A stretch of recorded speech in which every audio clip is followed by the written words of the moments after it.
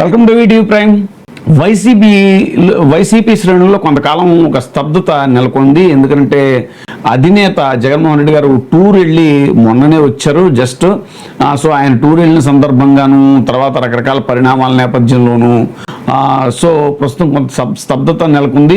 అలాగే ప్రధాని మోడీ గారు హైదరాబాద్ పర్యటనకు వచ్చినప్పుడు కూటమి ప్రధాన నాయకులైనటువంటి ముఖ్యమంత్రి చంద్రబాబు నాయుడు గారిని, ఉప ముఖ్యమంత్రి పవన్ కళ్యాణ్ గారిని, అలాగే నారా లోకేష్ గారిని, వీళ్ళ ముగ్గురిని కూడా హైదరాబాద్లో కలవటం అనేటువంటి సరే అది పెద్ద చర్చ జరిగింది.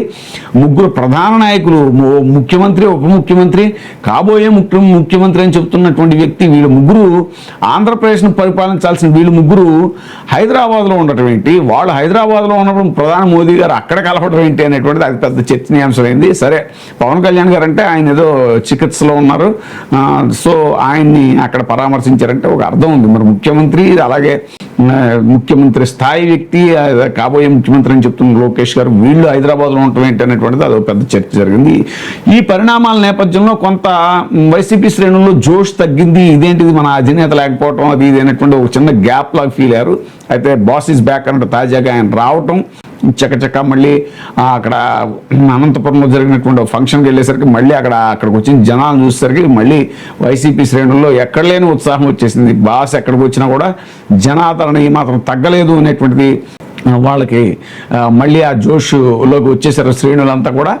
సో ఇప్పుడు ఈ తాజా పరిణామాల నేపథ్యంలో వైఎస్ఆర్సీపీలోకి ఒక సీనియర్ నాయకుడు, ఆయన కాంగ్రెస్ పార్టీ సీనియర్ నేత మోపిదేవి శ్రీనివాసరావు గారు వైసీపీ జగన్మోహన్ రెడ్డి గారి సమక్షంలో వైసీపీలో జాయిన్ అవడం అనేటువంటిది పార్టీ శ్రేణుల్లో మరింత ఉత్సాహాన్ని నింపింది. ఎందుకంటే ఇలాంటి కొంచెం కష్టకాలంలో ఉన్నటువంటి ఈ పరిస్థితుల్లో పార్టీలోకి ఇలాంటి సీనియర్స్ చేరటం వల్ల పార్టీకి మరింత బలం చేకూరేటువంటి అవకాశం ఉంటుంది అనేటువంటిది తెలుస్తున్నటువంటి విషయం. వైఎస్ఆర్సీపీలో కష్టపడి పనిచేసే వారికి తాను ఎప్పుడూ అండగా ఉంటానని వైఎస్ఆర్సీపీ అధినేత మాజీ ముఖ్యమంత్రి వైఎస్ జగన్మోహన్ రెడ్డి స్పష్టం చేశారు.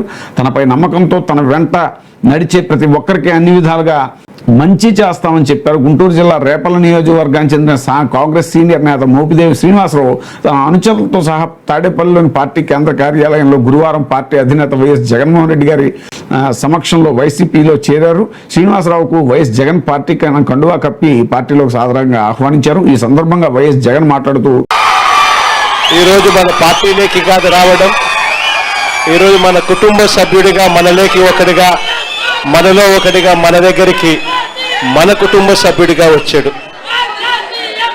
శ్రీను భవిష్యత్తు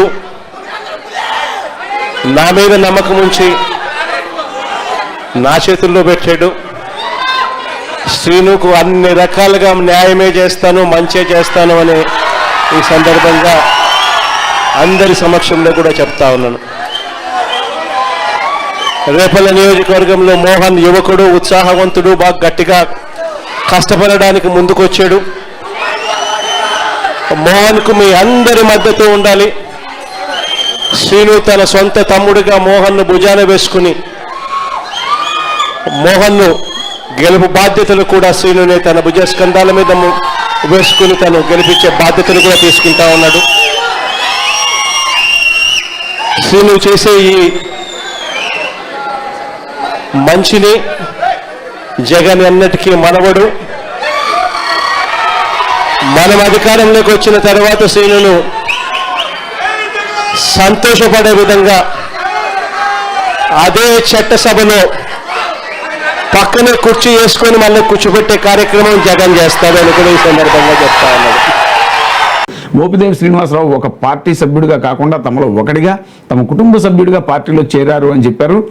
తన మీద నమ్మకంతో శ్రీనివాసరావు ఆయన భవిష్యత్తును తనపై పెట్టారని, ఆయనకు అన్ని విధాలుగా న్యాయం చేసి మంచి చేస్తామని చెప్పారు.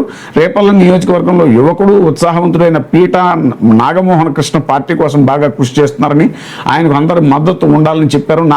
నాగమోహన కృష్ణను సోదరునిలా భావించి అతనికి అండగా నిలుస్తానని, గెలిపించే బాధ్యత తీసుకుంటానని శ్రీనివాసరావు చెప్పడం సంతోషకరం అని అన్నారు. శ్రీనివాసరావు చేసే మంచికి ఎప్పటికీ మర్చిపోమని, తాము అధికారంలోకి రాగానే చట్టసభలోకి తీసుకొస్తామని వెల్లడించారు. పార్టీని గెలిపించాలని ఆరాటపడుతున్న అందరికీ, ఇక్కడికి వచ్చిన ప్రతి అక్క చెల్లెమ్మ, ప్రతి సోదరుడికి పేరు పేరున కృతజ్ఞతలు తెలుపుతున్నాను అంటూ వైఎస్ జగన్ చెప్పారు. ఈ కార్యక్రమంలో వైఎస్ఆర్సీపీ గుంటూరు జిల్లా అధ్యక్షుడు అంబటి రాంబాబు గారు, అలాగే రేపల్లి నియోజకవర్గం పార్టీ ఇన్ఛార్జి పీటా నాగమోహన్ కృష్ణ, మాజీ మంత్రి మేరుగు నాగార్జున, ఎమ్మెల్సీలు లేళ్ల అప్పిరెడ్డి గారు, తలసల రఘురాం, పార్టీకి చెందిన పలువురు సీనియర్ నేతలు, కార్యకర్తలు, అభిమానులు కూడా పాల్గొన్నారు. సో మళ్ళీ ఇప్పుడు తాజాగా ఒక కార్యకర్తలందరితో సమావేశం కూడా ఏర్పాటు చేసి జగన్మోహన్ రెడ్డి గారు పార్టీ శ్రేణులకి ఒక దిశానిర్దేశం చేసేటువంటి అవకాశం ఉందని కూడా చెప్తున్నారు.